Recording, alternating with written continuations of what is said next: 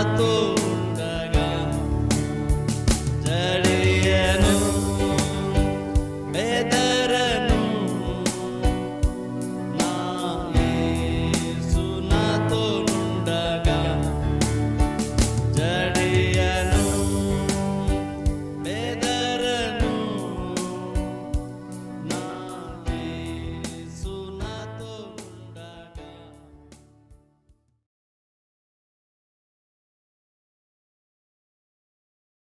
ఇర్మీయా గ్రంథంలో నుండి 42వ అధ్యాయము మొదటి 3 వచనాలు చదువుతుండగా మీరందరూ కూడా బైబిల్లో ఫాలో అవ్వండి. ఇర్మీయా గ్రంథం 42వ అధ్యాయము మొదటి 3 వచనాలు చదువుకుందాం. అంతలో సేనాధిపతులందరూ కారేహ కుమారుడైన యోహానానును హోషియా కుమారుడైన యజన్యాయును అల్పులేమి గనులేమి ప్రజలందరూ ప్రవక్త అయిన ఇర్మీయా యొద్దకు వచ్చి అతనితో ఇలాగు మనవి చేసిరి. మేము ఎంత కొంచెము మంది మిగిలి ఉన్నామో నీవు చూచుచున్నావు గదా. చిత్తగించి మా విన్నపమును నీ సన్నిధికి రానిచ్చి శేషించి ఉన్న మా అందరి నిమిత్తము నీ దేవుడైన యెహోవాకు ప్రార్థన చేయుము.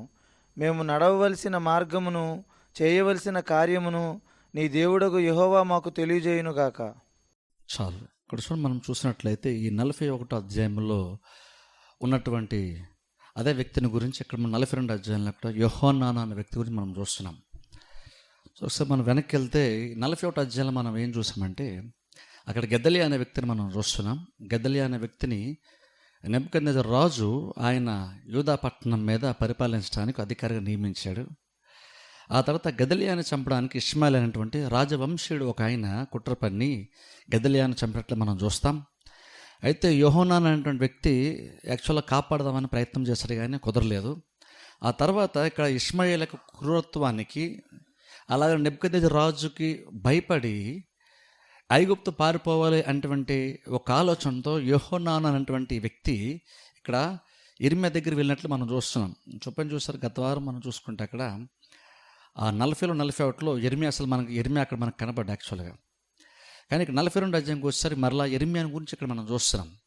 అయితే ఇక్కడ యోహానాను అనేటువంటి అదే వ్యక్తి గెదలియాను చంపేసినటువంటి వ్యక్తి ఇక్కడ వచ్చి కాపాడదామనుకున్నటువంటి వ్యక్తి ఇక్కడికి యోహానాను అనేటువంటి వ్యక్తి ఇక్కడికి వచ్చి ఇర్మీయా దగ్గరకు వచ్చి తన దగ్గర మిగిలినటువంటి కొంతమంది అధికారులతో సామాన్యమైనటువంటి వారితో వచ్చి ఏమంటున్నాడంటే, మేము ఎక్కడ నివసించాలా, లేదనుకుంటే ఐగుప్తుకు మేము వెళ్ళాలా, ఏం చేస్తే బాగుంటుంది అనేటువంటిది నువ్వు ఒక్కసారి యెహోవా దగ్గర నువ్వు ప్రార్థన చేసి అడిగి అప్పుడు దేవుని యొక్క ఆలోచన నువ్వు మాకు దయచేసి తెలియజేయి, దాన్ని బట్టి మేము చేస్తాము అని వాళ్ళు వచ్చి ఇర్మీయాని ఇక్కడ అడ్డం బైబిల్ మనం చూస్తున్నాం. ఇప్పుడు ఒకసారి ఆలోచించండి, మిగిలినటువంటి కొంతమంది జనమే ఇప్పుడు వీళ్ళు ఎందుకని ఐగుప్తుకు పారిపోదాం అనుకుంటున్నారంటే, నేను లాస్ట్ వీక్ చెప్పినట్లుగా ఇక్కడ గెదలియా అనేటువంటి వ్యక్తిని నెబుకద్నెజర్ రాజు నియమించాడు కాబట్టి ఆ వ్యక్తి చంపబడ్డాడు కాబట్టి ఇప్పుడు బహుశా వీళ్ళే చంపారనేటువంటి ఒక ఆలోచన బహుశా తప్పుగా నెబుకద్నెజర్ అనుకొని బహుశా వీళ్ళని చంపుతాడు అనేమో అనుకొని అటు బబులోను రాజ్యంలోకి వెళ్ళడానికి ఇష్టపడలేదు, అలాగునే యూదా పట్టణంలో కూడా ఉండడానికి ఇష్టపడలేదు. ఏమన్నా ఈ 2 చోట్ల కాకుండా ఐగుప్తునకు పారిపోదాము, అక్కడైతే కొంచెం బెటర్గా ఉంటుంది కొంతకాలము అనేటువంటి ఒక ఆలోచనతో వచ్చి ఇర్మీయాని అడుగుతున్నాడు, నువ్వు ప్రార్థన చేసి దేవుని యొక్క ఆలోచన అంటే నువ్వు మాకు తెలియజేయి, దాని ప్రకారంగా మేము చేస్తాం. ఇప్పుడు చూడండి, ఇక్కడ ఆలోచించండి, చాలా కాలం అంటే ఇంకో రకంగా చెప్పాలంటే ఇర్మీయా పరిచర్య స్టార్ట్ చేసిన తర్వాత ఎవరన్నా వచ్చి మేమేం చెయ్యాలి అని అడిగారంటే ఇదే ఫస్ట్ టైం మనం ఇక్కడ చూస్తున్నాం. ఇర్మీయా ఎప్పుడో పరిచర్యను ప్రారంభించాడు, చాలాసార్లు వాక్యం చెప్తూ వచ్చాడు, కానీ ఏ ఒక్కరూ కూడా నువ్వు ఇలా చెప్తున్నావు కాబట్టి మేము ఏం చెయ్యాలి అని ఒక్కరు కూడా వచ్చి ఇంతవరకు ఇర్మీయాని అడిగిందే లేదు యాక్చువల్గా. కానీ ఇప్పుడు యాక్చువల్గా యూదా ప్రజలందరూ కూడా చాలామంది చెరగా వెళ్ళిపోయిన తర్వాత ఇంత కార్యం అంటే ఇప్పుడు ఇక యూదా పట్టణంలో ఎంత వినాశనం జరిగిన తర్వాత ఇర్మీయా యొక్క లైఫ్లో ఫస్ట్ టైం ఒక ఆయన వచ్చి మేమేం చేస్తే బాగుంటుంది, నువ్వు దేవుడిని అడిగి నువ్వు దాన్ని మాకు చెప్పు, దేవుడు నువ్వేం చెప్తావు దాన్ని మేము చేస్తాం కదా, దయచేసి నువ్వు దేవునికి ప్రార్థన చెయ్యి. ఇప్పుడు చూడండి, ఈ వ్యక్తి అడిగినప్పుడు ఇక్కడ మనకి చాలా మంచి ఫీలింగ్ కలుగుతుంది. ఎందుకంటే పాపం ఇర్మీయా చాలా కాలం ప్రకటిస్తూ వచ్చాడు, కానీ ఎవరు కూడా ఇప్పుడు వచ్చి ఇర్మీయా దగ్గరకు వచ్చి మేమేం చేయాలని ఎవరు అడగలేదు. కానీ ఫస్ట్ టైం నేను అడిగాడు. జస్ట్ ఒకసారి ఇర్మీయాకి ఫీల్ నిజంగా ఎలా ఉంటుందో ఒకసారి ఆలోచించండి. అయితే ఇక్కడ ఇర్మియా కూడా నిజంగా యాక్చువల్గా ఏంటంటే దాని ప్రకారంగా ప్రార్థన చేయడానికి ఇష్టపడ్డాడు. కానీ యాక్చువల్గా కిందకి మనం చదువుకుంటే ముందే మీకు చెప్పేస్తాను. ఎందుకంటే యాక్చువల్గా నిజంగా వీళ్ళు వచ్చి ఇర్మియాని అడిగారు, కానీ వాళ్ళు అడిగినటువంటి దానిలో ఆ తగ్గింపు స్వభావం అయితే కనబడుతుంది, కానీ సిన్సియర్గా అయితే వాళ్ళు వచ్చి యాక్చువల్గా అడగలేదు. వాళ్ళు నిజంగా దేవుడు ఏం చెప్తాడో చెప్పిన దాని ప్రకారం చేద్దాం అనేటువంటి ఆలోచన యాక్చువల్గా వారికి లేదు.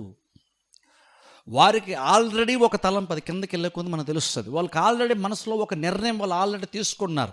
ఏంటి నిర్ణయం అంటే, మనం ఐగుప్తునకు వెళ్ళిపోదాం, అక్కడైతే బాగుంటుంది, అక్కడ ఆహార విషయంలో మనకి ప్రాబ్లం ఉండదు, సేఫ్టీ విషయంలో కూడా మనకి ఎటువంటి ప్రాబ్లం ఉండదు, కాబట్టి మనం ఐగుప్తునకు వెళ్ళిపోదాము అనేటువంటి ఒక నిర్ణయం ఆల్రెడీ వారు హృదయాలు ఎక్కడో తీసేసుకున్నారు. దానికే వాళ్ళు డిసైడ్ అయ్యారు, నిర్ణయం తీసేసుకున్నారు. కాకపోతే ఎందుకో తెలియదు కానీ వాళ్ళు వచ్చి ఇర్మియాని దేవుడు ఏం చెప్తాడో మాకు చెప్పని వాళ్ళు ఇర్మియాని అడగటం బైబిల్ మనం చూస్తున్నాం. ఇప్పుడు చూడండి, నిజంగా చూడండి, ఇక్కడ నిజంగా వీళ్ళ స్థితి ఎలా ఉందంటే, వాళ్ళు అడిగారు కానీ అడిగినటువంటి దాంట్లో యాక్చువల్ సిన్సియారిటీ అక్కడ మనకి కనబడదు. హృదయంలో ఆల్రెడీ ఒక ఆలోచన ఉంది. కాకపోతే బహుశా వాళ్ళు ఏమన్నారంటే, వాళ్ళు ఏ నిర్ణయం అయితే ఆల్రెడీ వాళ్ళు తీసుకున్నారు, ఏదైతే వాళ్ళు అనుకుంటూ ఉన్నటువంటి దాన్నే దేవుడు బహుశా సమ్మతిస్తాడు అనుకున్నారేమో, లేదంటే అలా చెప్తే ఇర్మియా కూడా వెళ్ళమని అంటాడని బహుశా వాళ్ళు అనుకున్నారేమో, మనకి తెలియదు. కానీ వాళ్ళు మాత్రం ఆల్రెడీ ఒకటి అనేసుకున్నారు. కాకపోతే వాళ్ళు ఏదైతే నిర్ణయం తీసుకున్నారో వారి నిర్ణయమే దేవుని యొక్క నిర్ణయంగా, లేదా వారి యొక్క నిర్ణయమే ఇర్మియా యొక్క నిర్ణయంగా ఉండాలంటే వారికి ఉన్నటువంటి ఒక చిన్న ఆలోచన, ఒక చిన్న ఆశ వాళ్ళకి ఏంటంటే, యాక్చువల్గా మేము ఇలాగంటాం కానీ ఇర్మియా కూడా మమ్మల్ని మేము అనుకున్నది చేయమని చెప్తాడు అని బహుశా వాళ్ళు ఎక్స్పెక్ట్ చేసి అందుకని వచ్చి వాళ్ళు దేవుని అడిగి నువ్వు మాకు ఆ విషయాన్ని చెప్పన్నారు. చూడండి, కొన్నిసార్లు నిజంగా చూడండి, మనం దేవుని దగ్గరికి వచ్చినట్టు కూడా చూడండి, నిజంగా కొన్నిసార్లు ఏంటి మనం కూడా ఏంటంటే ఏం చేయాలో తెలియట్లేదంటే ప్రార్థన చేయండి చూద్దాం అంటాం. కొన్నిసార్లు చాలా సందర్భాలు అంటే కొన్ని ప్రాముఖ్యమైన సందర్భాలు వచ్చినప్పుడు మనం కొన్ని నిర్ణయాలు తీసుకోవాల్సిన టైం వచ్చినప్పుడు కొన్నిసార్లు ఏమంటామంటే ప్రార్థన చేయండి చూద్దాం, సంఘం అంతా ప్రార్థన చేయండి, సాక్ష్యం కూడా చెప్తాం. కానీ యాక్చువల్గా లోపల ఎక్కడో మనకి ఏం చేయాలో మనకు ఆల్రెడీ తెలుసు. మనం ఆల్రెడీ చాలా వరకు డిసైడ్ అయిపోతాం, మనం ఆల్రెడీ ముందే ఫిక్స్ అయిపోతాం. కానీ బయటికి మాత్రం మనం ఎందుకో కానీ అది బహుశా ఆత్మీయంగా బాగుంటుందని అనుకుంటామో, లేదనుకుంటే మనం ఆల్రెడీ ఏదైతే అనుకున్నామో దాని ప్రకారమే మనం అనుకున్నటువంటి దాన్ని దేవుడు ఆమోదించాలని, లేదా బహుశా మనం అనుకున్నటువంటి దాన్నే దేవుడు వర్ధలు చేయలేదా దాన్నే దేవుడు కూడా ఒప్పుకొని మన ప్రయత్నాన్ని దేవుడు సఫలపరచాలని బహుశా అనుకుంటామేమో తెలియదు. కానీ పైకైతే అంటాం దేవుని చిత్తం అయితే అంటాం, లేదా దేవుడు చేయమంటే అంటాం. కానీ నిజంగా సిన్సియర్గా అయితే మనం దాన్ని యాక్చువల్గా మనం అడగము. కానీ నిజంగా మనకి ఎందులో మనకి క్షేమం ఉంటుందంటే, యాక్చువల్గా నిజంగా ఇలాంటి సందర్భాలు వచ్చినప్పుడు నిజంగా కనుక దేవుడు దగ్గరుండి ఒక ఆలోచన తెలుసుకోవాలనుకుంటే మాత్రం హృదయంలో ఆల్రెడీ ముందర ఏ నిర్ణయం పెట్టుకోకుండానే ఖాళీ హృదయంతో వచ్చి మనం దేవుని యాక్చువల్గా అడగాల్సి ఉంటుంది. ఎందుకంటే అలా అడిగినప్పుడు నిజంగా దేవుడు తనకు నిర్ణయం తెలియజేస్తాడు. ఎందుకంటే అల్టిమేట్గా మనం ఎంత ఆలోచించి ప్రతిదీ పరిశీలన చేసుకొని అనలైజ్ చేసుకొని ఒక మంచి నిర్ణయం ఇదైతే బాగుంటుంది అని ఒకవేళ మనం ఒక నిర్ణయం తీసుకున్నా సరే, చాలా సందర్భంలో మన నిర్ణయం కంటే దేవుని యొక్క నిర్ణయం మన లైఫ్లో చాలా ఉపయోగకరంగా, చాలా ఆశీర్వాదకరంగా నిర్ణయం ఉంటుంది. కొన్నిసార్లు మనకి నిర్ణయం మనకి బాగుంటుంది అనిపిస్తుంది, కానీ యాక్చువల్గా నిజంగా లోతుగా ఆలోచన చేస్తే మన యొక్క నిర్ణయం కంటే దేవుని యొక్క నిర్ణయం యాక్చువల్గా చాలా చాలా బెటర్గా ఉంటుంది. కానీ బహుశా వీళ్ళు ఎందుకో కానీ అలాగ అనుకోలేదు. బహుశా ఇర్మియా దగ్గరకు వచ్చి క్యాజువల్గా, ఇప్పుడు నార్మల్గా క్రిస్టియన్స్ కొన్నిసార్లు మనం ఎలాగైతే పైన బిహేవ్ చేస్తాం, కొన్నిసార్లు ప్రార్థన చేయండి అని ఇలా ఎలా అయితే అంటామో, సాక్ష్యం చెప్పినట్టు బహుశా అలాగే వీళ్ళు కూడా ఏంటంటే నార్మల్ ఒక మంచి విశ్వాసలాగా ఉండాలనుకుంటున్నారేమో. ఇక్కడ చూడండి, యోహన్ అనే వ్యక్తి చాలా మంచోడు కాదని అంటే మంచోడు. ఎందుకు మంచోడు తెలుసా? ఎందుకు మంచోడు అంటే ఈ వ్యక్తి యాక్చువల్గా గదలియాని కాపాడే ప్రయత్నము చేశాడు. తన ప్రాణాలను తెగించి చాలా వరకు ముందుకు వచ్చాడు. విడబడినటువంటి వారందరూ కూడా తీసుకొని ఒక మంచి సేఫ్టీ ప్లేస్లో వాళ్ళని పెట్టాలి, వీళ్ళందరూ కూడా భద్రతను ఇవ్వాలంటుండే ఒక ఆలోచన. ఇక్కడ చూడండి, ఈయన తనొక్కడే పారిపోవాలి, తనొక్కడే సేఫ్గా ఎక్కడో సెక్యూర్గా ఒక ప్లేస్లో ఉండాలనుకోవట్లేదు. తనతో పాటు ఉన్నటువంటి వారందరినీ కూడా తీసుకుని వెళ్దాం అనుకుంటున్నాడు. అంటే అర్థం ఏంటంటే, ఒక రకంగా చెప్పాలంటే ఆయనకి కేవలము స్వార్థపూరితంగా మాత్రమే ఆలోచించాడని మనం అనలేము.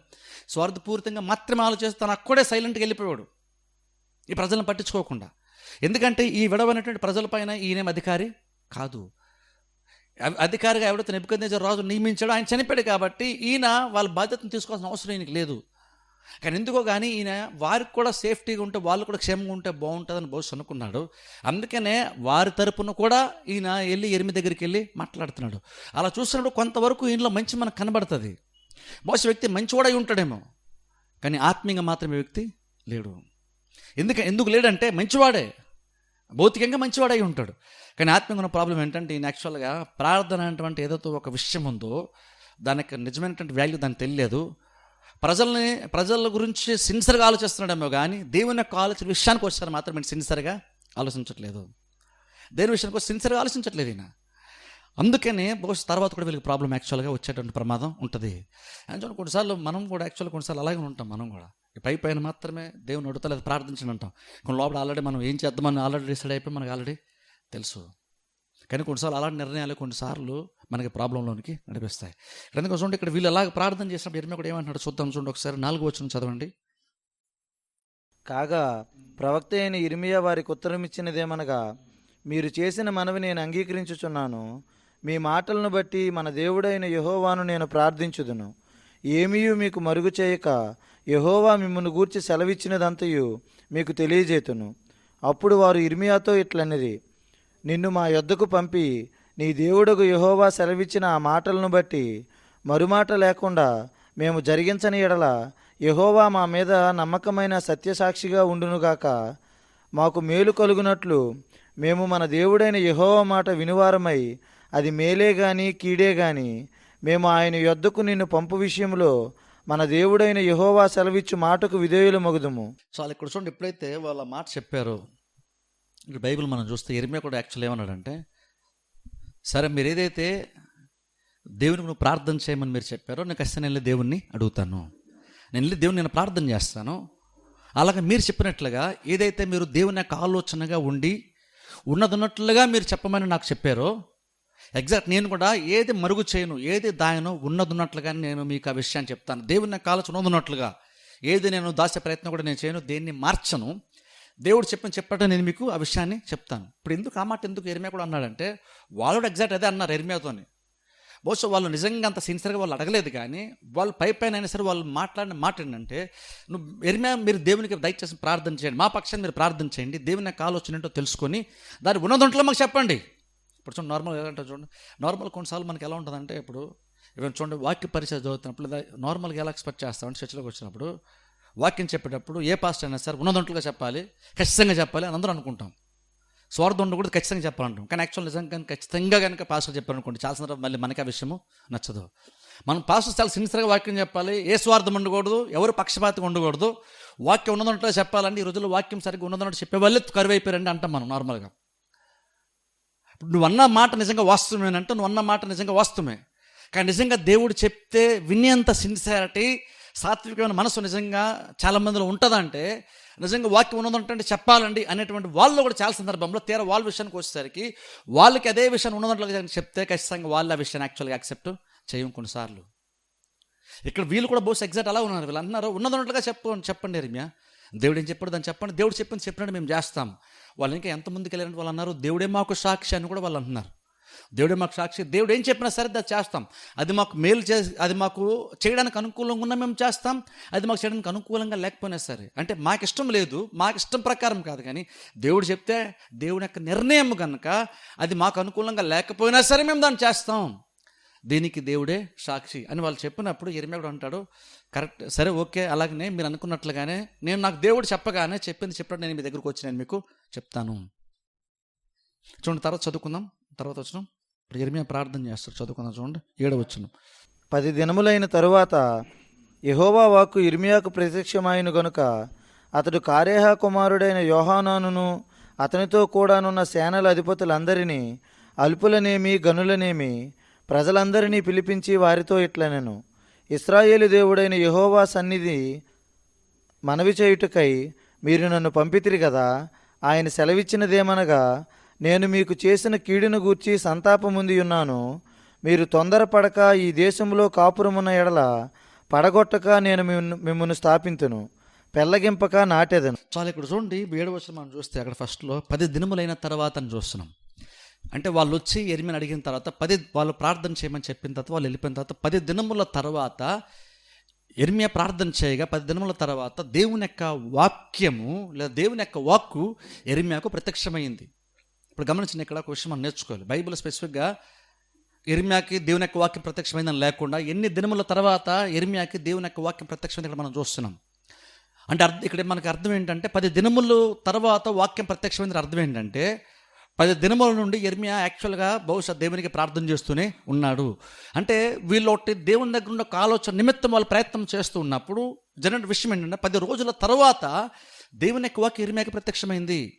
అంటే అర్థం ఏంటంటే యెర్మీయా ప్రవక్త కాబట్టి ఆటోమేటిక్గా ప్రవక్తగా ఉన్నాడు కాబట్టి ఆటోమేటిక్గా యెర్మీయా అనుకోగానే దేవుని యొక్క ఆలోచన ఆటోమేటిక్గా యెర్మీయాకి ఏమి వెంటనే అదే స్విచ్ ఆన్ ఆఫ్ చేసుకున్నట్లుగా వెంటనే స్ప్లిట్ సెకండ్లో తాను అనుకోగానే వెంటనే టక్కనేమి అన్ని విషయాలు బయలుపరచబడవు.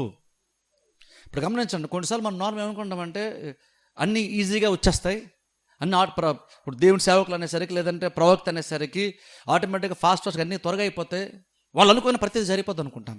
కానీ యాక్చువల్ నిజంగా చెప్పాలంటే నిజమైన పరిచర్య ఎలా జరుగుతుందంటే మనం అనుకున్నంత మాత్రమున మనం అనుకున్నటువంటి విధానములు మనం అనుకున్నటువంటి టైంలో దేవుడు ఆలోచన మనకి ఇవ్వడు.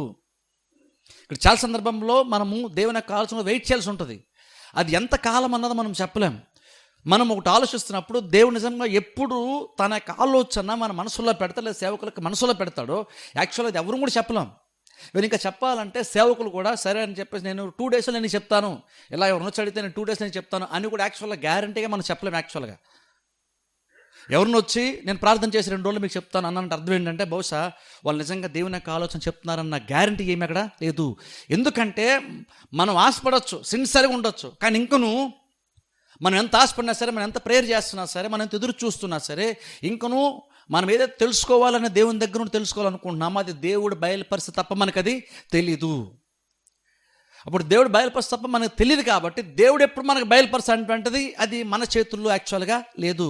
దేవుడు ఇన్ని రోజుల్లోనే నాకు బయలుపరచాలి అనేటువంటిది ఆ నిర్ణయం మనము తీసుకోలేము. మనకి ఎప్పుడు బయలుపరచాలి అనేటువంటిది దేవుని యొక్క నిర్ణయం, అది దేవుడు డిసైడ్ చేసుకుంటాడు.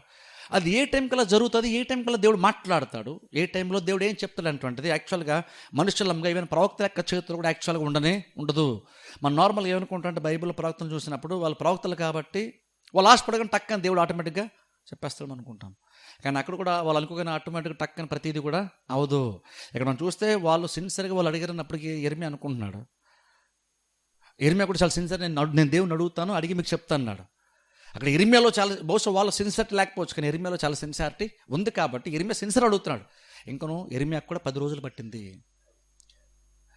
అదేం చెప్తుందంటే కొన్నిసార్లు దేవుడు నడిపించాలంటే లేదంటే కొన్నిసార్లు దేవుడిని మనం ఏదైనా పొందుకోవాలని ఆశపడుతున్నప్పుడు, ఎదురు చూస్తున్నప్పుడు, అది ఆలోచనే కావచ్చు, వేరే ఏదన్నా కార్యమే కావచ్చు, దేవుడు ఒక కార్యం చేయడం ఎదురు చూస్తున్నప్పుడు అది యాక్చువల్గా నువ్వు డిసైడ్ చేయొద్దు. దేవుడు చేస్తే నాకు 10 రోజుల్లో చేయాలి అది నా విశ్వాసం అనొద్దు. లేదా ఖచ్చితంగా నా విశ్వాసం ఏంటంటే దేవుడు 4 రోజులు చేసేస్తాడండి అది నా విశ్వాసం అని అనొద్దు. ఎందుకంటే నీ గుడ్డిగా ఇది నా విశ్వాసం అనడానికి వీలు లేదు. నీ విశ్వాసానికి ఆధారం ఉండాలి. ప్రాబ్లం ఏంటంటే అది నా నమ్మకం, అది నా విశ్వాసము అంటాం. విశ్వాసం అంటే గుడ్డిగా ఏదో నీకు అనిపించింది కాబట్టి నువ్వు ఫీల్ అయిపోయి ఇది నా నమ్మకం అనడానికి కుదరదు. ఇది నీ నమ్మకంతో పని లేదు ఇక్కడ. యాక్చువల్గా నీ నమ్మకం అంటే వాక్యం మీద బేస్ అయ్యి ఉండాలి. అంతేగాని గుడ్డిగా ఇది నా విశ్వాసం అండి, వాళ్ళకి అలా ఉంది కానీ నా విశ్వాసం ఇదండి అనడానికి కుదరదు. నీ విశ్వాసం నా విశ్వాసం ఉండదు. బైబిల్ పరమైన ఏంటంటే వాక్యానుసారమైన విశ్వాసమే ఉంటుంది. అది కరెక్టు, దాన్ని దేవుడు గౌరవిస్తాడు, దాని ప్రకారం కార్యాలు జరుగుతాయి. అందరికీ యెర్మీయా కూడా నేను 2 డేస్లో చెప్తాను మీకు ఓకేనా అని అనలేదు యెర్మీయా. ఎందుకంటే సరే అన్నాడు, కానీ టైం కూడా యెర్మీయా కూడా చెప్పలేదు. ఎందుకంటే అది దేవుని యొక్క చేతుల్లో ఉంటుంది. మనం కొన్ని అర్థం చేసుకోవాలి. మనం కొన్ని కార్యాల కూడా దేవుని దగ్గర నుండి ఎదురు చూస్తుంటే వెయిట్ చేయడం మనం నేర్చుకోవాలి. మనం అనుకోగానే ప్రతిదీ టకటక అయిపోవాలి అని ఎప్పుడు అనుకోకండి. మనం అనుకున్న టైంకి కార్యాలు జరగలేదు కాబట్టి బహుశా లేట్ అయిపోతుంది, ఎందుకో దేవుడు చేయట్లేదేమో, లేదా మనలో ఏదైనా ప్రాబ్లం ఉందేమో అనుకోకూడదు. కార్యం ముందు జరగట్లేదు, లేట్ అయిపోతుందేమో అనుకుంటే నీలో ఉన్న ఒక ప్రాబ్లం ఏంటంటే నీకు ఓర్పు సహనం తక్కువ ఉందని అర్థం. దేవుడు ఎప్పుడు చేస్తాడో మనకి యాక్చువల్గా మనకి తెలియదు. అందుకని వెయిట్ చేయాలి. ఇప్పుడు చూడండి, నిజంగా కనుక మనకి ఎక్కువ తొందరపాటు ఉందనుకోండి, కొన్నిసార్లు 10 రోజులు కూడా మనకి చాలా లేట్గా అనిపిస్తుంది. మనం ప్రెజర్లో ఉన్నాం అనుకోండి, మనం త్వరగా అన్నీ మనకు తెలుసుకోవాలి, త్వరగా దేవుడు ఎదురు చెప్పాలి, త్వరగా మేము వెళ్ళిపోవాలి, ఐగుప్తుకో లేదా ఎక్కడో మేము వెళ్ళిపోవాలి, మేము త్వరగా ఎదురు చేసేయాలి అని మనకి తొందరపాటు ఉన్నప్పుడు కొన్నిసార్లు 10 రోజులు కూడా మనకి చాలా ఎక్కువగా మనకు అనిపిస్తుంది. అది చాలా కాలం ఏమో అనిపిస్తుంది మనకి. అదే నార్మల్ చూడ మనం ఏం ఎదురు చూడలేదు దేవుని దగ్గర నుండి. క్యాజువల్గా ఉన్నప్పుడు 10 రోజులు కూడా మనకి చాలా ఊరినే గడిచిపోతాయి. 10 రోజులు మనకి, నెల రోజులు కూడా ఊరినే గడిచిపోతాయి, మనకి 3 నెలలు కూడా ఊరినే గడిచిపోతాయి. కానీ కొన్నిసార్లు ఏదైనా ఒక కార్యం ఎదురు చూసేటప్పుడు దేవుడు ఎందుకంటే ఇంకా చేయట్లేదని తొందరపాటు మాత్రం మనకు వచ్చేస్తుంది. సంవత్సరాలు చాలా ఈజీగా ఫాస్ట్గా గడిపేస్తుంటాం, నెలల తరబడి ఈజీగా గడిపేస్తాం, ఫాస్ట్గా చాలా త్వరగా అయిపోతుంది అనుకుంటాం. కానీ ఈ ఒక్క కార్యం ఎదురు చూసేటప్పుడు మాత్రం ఎందుకో కానీ మనకి టైం చాలా లేట్ అయిపోతుంది, చాలా స్లోగా గడుస్తుంది అని ఎందుకు అని మనం ప్రెజర్ ఫీల్ అవుతుంటాం. యాక్చువల్ దాని కారణం ఏంటంటే నీకు లేట్ అని నీకు ఎందుకు అనిపిస్తుంది అంటే నువ్వు ఒత్తిడికి గురవుతున్నావు కాబట్టి నీకు లేట్ అని నీకు అనిపిస్తుంది. కానీ దేవుడు ఎప్పుడు కూడా యాక్చువల్గా ఆలస్యం చేసేటువంటి వాడు కాదు. వీళ్ళకి నిర్ణయం ఎప్పుడు అవసరమో ఆ టైం ఖచ్చితంగా దేవుడు వారికి అవసరమైనటువంటి దాన్ని దేవుడు వారికి చెప్తాడు. అది మనం అప్పటి వరకు మనం వెయిట్ చేస్తూ మనం ఉండాలి. కానీ మనము త్వరగా దేవుడు చెప్పాలని ఎప్పుడు అనుకోకూడదు. ఇవన్నీ ఇక్కడ ప్రవక్త కూడా తొందర పర్లేదు. ఎప్పుడు ఇర్మియాకు కూడా తెలియదు. అందుకని ఇర్మియా కూడా సరే అన్నాడు. కానీ 10 రోజుల తర్వాత దేవుని యొక్క వాక్యం ఇర్మియాకు ప్రత్యక్షమైంది. అలా ప్రత్యక్షం అవ్వగానే వాళ్ళని పిలిచాడు. వాళ్ళని పిలిచి ఇప్పుడు అంటున్నాడు, దేవుని యొక్క వాక్యం ఏంటో తెలుసా, దేవుడు నాకు తెలియజేశాడు. మీరు ఆలోచన అడిగారు కదా, దేవుడు నాకు ఆలోచన ఇచ్చాడు. ఏంటి ఆలోచన తెలుసా, మీరు ఐగుప్తునికి మీరు వెళ్ళొద్దు. మీరు ఐగుప్తుకి వెళ్ళడం మానేసి మీరు స్టే చేయండి. మీరు ఇక్కడే నివసించండి. ఇక్కడ నివసిస్తే మీకు ఏం జరుగుతుందో తెలుసా, ఇక్కడ నివసిస్తే మీకు క్షేమము ఉంటుంది. ఇక్కడ నివసిస్తే మీకు క్షేమము, ఇక్కడ మీకు ఆశీర్వాదం ఉంటుంది. ఇక్కడే మీకు లైఫ్ మీకు బెటర్గా ఉంటుంది. ఇంకా చెప్పాలంటే ఇంకా నేను కూడా మీకు కృపను చూపిస్తాను అంటాడు దేవుడు. అక్కడ ఇంకొంచెం కింద చదువుతాను చూడండి. అక్కడ దేవుడు మాట్లాడితే ఏం చెప్తాడు, అక్కడ ఉండడం వల్ల వాళ్ళకి వచ్చే బెనిఫిట్ ఏంటో అక్కడ దేవుడు మాట్లాడుతున్నాడు. ఒకసారి 10 వచనం చదువుకుందాం. ఒకసారి 10 నుంచి. ఆయన సెలవిచ్చినదేమనగా, నేను మీకు చేసిన కీడును గూర్చి సంతాపముంది ఉన్నాను. మీరు తొందరపడక ఈ దేశంలో కాపురమున్న ఎడల పడగొట్టక నేను మిమ్మల్ని స్థాపింతును, పెళ్ళగింపక నాటెదను. మీరు బబులోను రాజునకు భయపడుచున్నారే, అతనికి భయపడకుడి. అతని చేతిలో నుండి మిమ్మల్ని తప్పించి మిమ్మల్ని రక్షించుటకు నేను మీకు తోడై ఉన్నాను. అతనికి భయపడకుడి. మరియు అతడు మీ ఎడల జాలిపడి మీ స్వదేశమునకు మిమ్మల్ని పంపునట్లు మీ ఎడల నేను అతనికి జాలి పుట్టించేదను. అయితే మీరు మీ దేవుడైన యెహోవా మాట విననివారై. చాలు ఇక్కడ చూడండి, మనం గమనిస్తే ఇక్కడ ఇర్మియా వెంటనే చెప్తున్నాడు. చూడండి, ఇర్మియా అంటున్నాడు, దేవుడు ఏం చెప్పాడంటే, మీరు ఐగుప్తుకి వెళ్ళాల్సిన అవసరం మీకు లేదు. మీరు ఇక్కడ ఉంటే మీకు ఇందులోనే మీకు క్షేమము. ఇంతకుముందు నేను చాలామంది యూదుల్ని లేదా యూదా ప్రజల్ని నేను బబులోను రాజ్యంలో చెరగా పంపించాను కదా. ఇప్పుడు అది చేసినందుకు నేను సంతాపడుతున్నాను. అంటే అది నాకు బాధ అనిపిస్తుంది. కాబట్టి ఇంతకుముందు ఏదైతే నేను తీర్పుగా తీర్చానో ఆ తీర్పు నేను మిగిలినటువంటి మీ మీద నేను ఆ తీర్పు నేను తీర్చను. ఇంతకుముందు ఎవరి మీద నేను తీర్పు తీర్చానో తీర్పు వలన వాళ్ళు బబులోను రాజ్యానికి చెరగా వాళ్ళు వెళ్ళిపోయారు కదా. ఇప్పుడు నేను విషయం నాకు బాధ కలుగుతుంది కాబట్టి నేను ఆ తీర్పు ఇప్పుడు తీర్చను. మీరు యూదా ప్రజలే కానీ మీ మీదకి అది రాకుండా నేను చూసుకుంటాను. మీరు ఎక్కడికి వెళ్ళాల్సిన పని లేదు. మీరు యూదా పట్టణంలోనే మీరు ఉండండి. మీరు ఎక్కడే ఉండండి, ఇక్కడే మీకు క్షేమము. నేను మిమ్మల్ని కనికరిస్తాను. నేను మీకు క్షేమాన్ని ఇస్తాను. మీరు ఎవరిని బట్టి అయితే మీరు భయపడి వెళ్ళిపోదాం అనుకుంటున్నారో, దేన్ని బట్టి అయితే భయపడి, ఏ ప్రమాదం గురించి అయితే మీరు భయపడి వెళ్ళిపోదాం అనుకుంటున్నారో అదేది మీకు రాకుండా నేను చూసుకుంటాను. ఇక్కడ చూడండి, దేవుడు చెప్పిన మాట చాలా బలమైంది. దేన్ని బట్టి అయితే మీరు భయపడుతున్నారో అది రాకుండా నేను చూసుకుంటాను అంటున్నాడు దేవుడు. మీరు ఏ కారణం బట్టి తెలియపోదని మీరు అనుకుంటున్నారో అసలు అది రాకుండా నేను చూసుకుంటాను కదా. బట్ అది మాత్రమే కాదు, ఇంకా చెప్పను, నేను బబులోను రాజుకి కూడా మీ ఎడల నేను జాలిని పుట్టిస్తాను. ఇప్పుడు వీళ్ళు యాక్చువల్ ఎందుకు పారిపోతున్నారు, ఐగుప్తునికి ఎందుకు వెళ్ళిపోతున్నారు అంటే బబులోను రాజు కనుక వస్తే వీళ్ళకి ప్రాబ్లం ఫేస్ చేయాల్సి వస్తుంది. బహుశా వీళ్ళు కూడా చెరగా తీసుకుని వెళ్ళిపోతాడనో, లేదంటే తను నిర్ణయించినటువంటి గెదల్యాన్ని చంపేస్తారని బహుశా వీళ్ళు కూడా చంపేస్తాడనో కొన్ని కారణాలను బట్టి భయపడుతున్నారు వీళ్ళు. బహుశా ఇష్మాయిల్ని బట్టి అయినా సరే భయపడుతున్నారు వీళ్ళు. భయపడితే పారిపోదాం అనుకుంటే దేవుడు అన్నాడు, లేదు మీరు ఎందుకు వరి అవుతున్నారు, నేను మీకు క్షేమాన్ని ఇస్తాను. మీరు కనుక నా మాటని నేను చెప్పిన చోట కనుక మీరు ఉంటే, దేన్ని బట్టి అయితే మీరు భయపడుతున్నారు, ఎవరిని బట్టి అయితే మీరు భయపడుతున్నారో అదేది రాకుండా నేను చూసుకుంటాను. బట్ అది మాత్రమే కానీ దేవుడు ఇంకో అడుగు ముందుగా అంటున్నాడు, అసలు బబులోను రాజుకు కూడా నేను మీ ఎడల జాలిని పుట్టింపజేస్తాను నేను. ఇప్పుడు చూడండి, అది ఎంత గొప్ప వాగ్దానం దేవుడు యాక్చువల్గా చేశాడో తెలుసా మీకు. అది ఎంత గొప్ప వాగ్దానం అంటే, బబులోను రాజు కేవలము ఇర్మియా మీద మాత్రమే జాలి చూపించాడు అంతవరకు. గమనించండి, బబులోను రాజు ఎవరి మీద జాలి చూపించలేదు. కేవలము యూదా పట్టణ ప్రజలందరిలో ఒక్కడి మీద మాత్రమే అంతవరకు జాలి చూపించాడు. ఆయన ఎవరంటే ఇర్మియా. ఎందుకంటే ఇర్మియా యొక్క సిన్సియారిటీ బబులోను రాజుకు కూడా అర్థమైంది. ఆయన సిన్సియర్గా దేవుని యొక్క మాటను ఉన్నదంటూ తన సొంత ప్రజలకు చెప్పాడు, అర్థమైంది. అందుకని ఇర్మియా మీద ఒక మంచి అభిప్రాయం రాజుకుంది. కాబట్టి తన దగ్గర ఉండేటువంటి దేహ సంరక్షకుల ద్వారా ఇర్మియాను ప్రత్యేకమైనటువంటి ఒక స్థితిని ఇచ్చే ప్రయత్నము బబులోను రాజు చేశాడు. ఇర్మియా 40 సంవత్సరాల విధేయత చూపితే వచ్చేటువంటి ఒక ప్రతిఫలము ఈ వ్యక్తులకి దేవుడు ఊరికి నేను ఇస్తాను అంటున్నాడు. ఇక్కడ ఒకసారి ఆలోచించండి, వీళ్ళు యాక్చువల్గా వీళ్ళెవరు, యెహోనాను వీళ్ళెవరు, బబులోను రాజు వస్తాడని తెలుసుకొని ముందుగానే ప్రాబ్లమ్స్ చెరగ వెళ్ళిపోతాను ముందుగానే దూర ప్రాంతాలకి పారిపోయినటువంటి వీళ్ళు ఇప్పుడు బబులోను రాజు వెళ్ళిపోయిన తర్వాత తిరిగి వచ్చారు. ఇప్పుడు అంటే బేసిక్ వీళ్ళు ఎక్కడ కూడా ఇర్మియా యొక్క మాట వినింది లేదు, లేదా విశ్వాసాన్ని కనపరిచింది లేదు, లేదా విశ్వాసంలో నిలబడింది, దేవుని యొక్క మాట విధేయత కనపరిచింది కూడా లేదు. వీళ్ళు యాక్చువల్గా వీళ్ళు పారిపోయారు.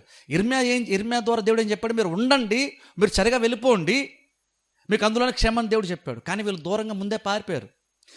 ఇప్పుడు వచ్చినప్పుడు దేవుడు వీళ్ళకి నిజంగా ఎంతగా వీళ్ళకి వాగ్దానం చేశాడు అంటే, ఎంత బెనిఫిట్ దేవుడు ఇస్తానంటే, ఒక వ్యక్తి 40 సంవత్సరాలు దేవునికి విధేయత చూపడాన్ని బట్టి ఎంత ఆశీర్వాదం ఇర్మియా అంటే ఒక ప్రవక్తకు వస్తుందో, అంతే సమానమైనటువంటి వాగ్దానాన్ని, ఆశీర్వాదాన్ని నేను మీకు ఇస్తానని దేవుడు వాగ్దానం చేశాడు. ఇందులో ఎంత కృప ఉందంటే, ఇర్మియా అంటే 40 సంవత్సరాలు కష్టపడ్డాడు, విధేయత చూపించాడు కాబట్టి కష్టం తగ్గ ప్రతిఫలం వచ్చింది. బబులోను రాజు అనుకూలంగా ఉన్నాడు అనుకుంటాం మనం. కానీ 40 సంవత్సరాలు ఇర్మియా కష్టపడితే కానీ రానటువంటిది దేవుడు కృప ద్వారా వీళ్ళకి ఇస్తానంటున్నాడు. ఇప్పుడు ఇర్మియా ఏమో 40 సంవత్సరాలు కష్టపడితే ఈ ప్రతిఫలం వచ్చింది. వీళ్ళంటి ఒక వ్యక్తి 40 సంవత్సరాలు దేవునికి విధేయత చూపి సిన్సియర్గా, నిజాయితీగా, కష్టాల్లో కూడా తన సొంత ప్రజల ద్వారా వచ్చాడు ఇబ్బందులు కూడా తట్టుకొని నిలబడితే ఎంత బెనిఫిట్ అయితే, ఆశీర్వాదం అయితే దేవుడు ఇర్మియాకి ఇచ్చాడో, అంతే బెనిఫిట్ ఊరికి నేను చెప్పినట్టు ఇప్పుడు మీరు చేయండి, అంతే క్షమ్య కోసం ఇర్మియాకి ఏదైతే నేను వాగ్దానం చేశానో అలాగే మీకు కూడా నేను వాగ్దానం చేస్తున్నాను అని ఇర్మియాకి దేవుడు ఎంత బాగా చూసుకున్నాడో నెబుకద్నెజరు రాజు ద్వారా, అలాగని వీళ్ళతో అంటున్నాడు, మీరేం వర్రీ అవ్వద్దు, నెబుకద్నెజరు కూడా ఇంకా నేను క్షమాన్నిస్తాను, నెబుకద్నెజరు దృష్టిలో కూడా మీకు జాలి కూడా మీకు కలుగుతుంది, మిమ్మల్ని చూసినప్పుడు జాలి పుట్టిస్తాను నేను, అలా నేను చేస్తానని చెప్పేసి దేవుడు వాగ్దానము చేస్తాడు వీళ్ళకి. అయితే ఆ సిచ్యువేషన్ కల్లా ఇర్మియాకి అర్థమైపోయింది. అందుకే వెంటనే ఏమన్నాడు చూడండి, అక్కడ వాళ్ళు ఏం చెప్తారని చెప్పకముందే, వాళ్ళ నిర్ణయం చెప్పకముందే ఇర్మియా ఏమన్నాడు చూడండి, ఇక్కడ చదువుకుందాం 13వ వచనం. అయితే మీరు మీ దేవుడైన యెహోవా మాట వినని వారై, ఇర్మియాకి అర్థమైపోయింది. అయితే మీరు మీ దేవుడైన యెహోవా మాట వినని వారై ఈ దేశమందు కాపురం ఉండక మనము ఐగుప్తు దేశమునకు వెళ్ళుదము, అక్కడ యుద్ధము చూడకయు బోరధ్వని వినకయు ఆహారపు లేమి చేత ఆకలి గొనకయు నుందుము గనుక అక్కడనే కాపురం ఉందమని మీరు అనుకుని ఎడల, యోధావారిలో శేషించిన వారలారా యెహోవా మాట ఆలకించుడి. ఇశ్రాయేలు దేవుడును సైన్యములకు అధిపతియునగు యెహోవా ఇలాగ సెలవిచ్చుచున్నాడు, ఐగుప్తునకు వెళ్ళవలనని నిశ్చయించుకొని అక్కడనే కాపురం ఉండుటకు మీరు వెళ్ళిన ఎడల, ఐగుప్తునకు వెళ్ళవాలని నిశ్చయించుకొని అక్కడనే కాపురం ఉండుటకు మీరు వెళ్ళిన ఎడల, మీరు భయపడుచున్న ఖడ్గము అక్కడను ఐగుప్తు దేశముననే మిమ్మల్ని తరిమి పట్టుకొనును, మీకు భయము కలుగజేయు క్షామము ఐగుప్తులోనే మిమ్మల్ని తరిమి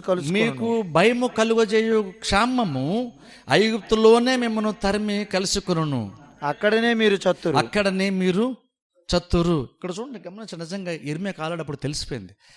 బహుశా ఇర్మియాకి ఎప్పుడు తెలుసుంటుంది ఈ మాట? చూడండి, ఇక్కడ ఏ సందర్భంలో ఇర్మియా మాట చెప్తున్నాడంటే, వాళ్ళు జవాబు కోసం వచ్చినప్పుడు దేవుని యొక్క ఆలోచన ఇది అని చెప్పాడు. ఆయన చెప్పి ఈ విషయం చెప్తున్నాడు. చెప్పగానే వాళ్ళు ఏ నిర్ణయం తీసుకుంటారని కూడా ఇర్మియా వాళ్ళని అడగలేదు. గమనించండి, ఇక్కడ దేవుని యొక్క ఆలోచన అయితే ఇది, అయితే మీరేం చేద్దాం అనుకుంటున్నారు అని కూడా అడగలేదు.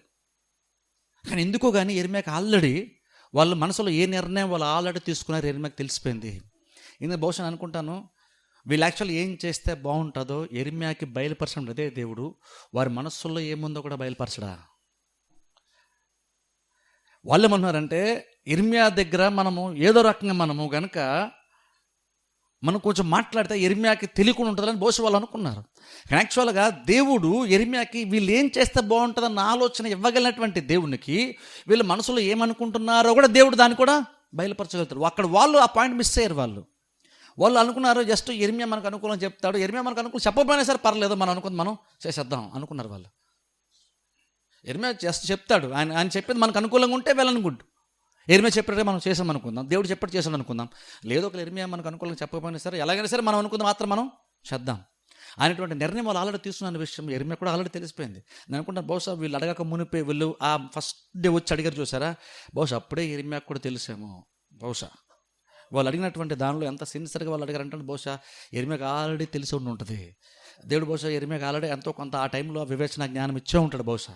అయితే వాళ్ళు అన్నారు కాబట్టి అప్పుడు ఇంకా ఇర్మియా బయటపడకుండా అన్నాడు. యాక్చువల్గా సరే అందుకే అక్కడ ఇర్మియా అంటాడు చూడండి, 4-5 వచనాలు చూస్తాడు. ఇర్మియా అంటాడు, సరే దేవుడు నాకు ఏం చెప్పాడో చెప్పింది ఏది దాయకుండా ప్రతిదీ నేను మీకు చెప్తాను అన్నాడు.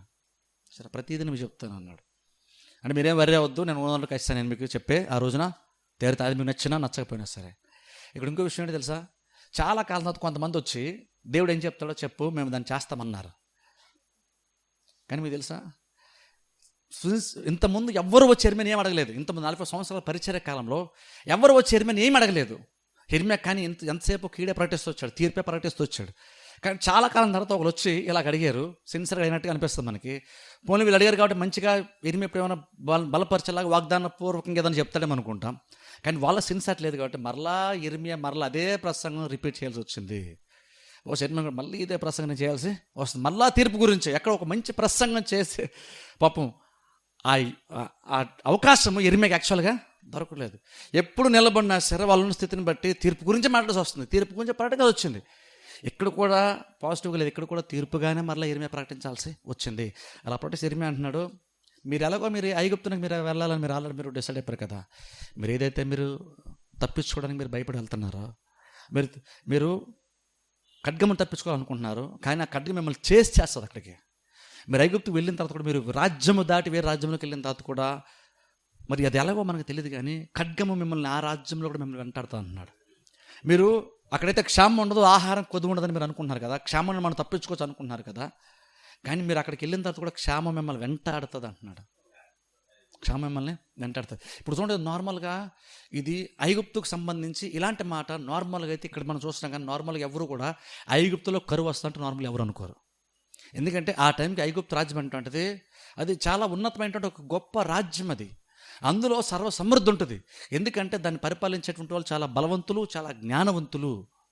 నేను చాలా చెప్పాను చూస్తారా, ఈవెన్ ఇప్పటికి కూడా చూడండి, ఆ పిరమిడ్స్ అవి కట్టారంటే ఇప్పటికీ సైంటిస్టులకి వాళ్ళకి ఎప్పుడు కూడా అర్థం కాదు. పిరమిడ్స్ అంత ఎత్తులు, అంత పెద్ద పెద్ద రాళ్ళు వాళ్ళు మోసుకొని వెళ్ళి అంత హైట్లో పిరమిడ్స్ ఎలా కట్టారో, ఆ రాళ్ళు ఎలా మోసుకెళ్ళారో ఇప్పటికీ అర్థం కాదు.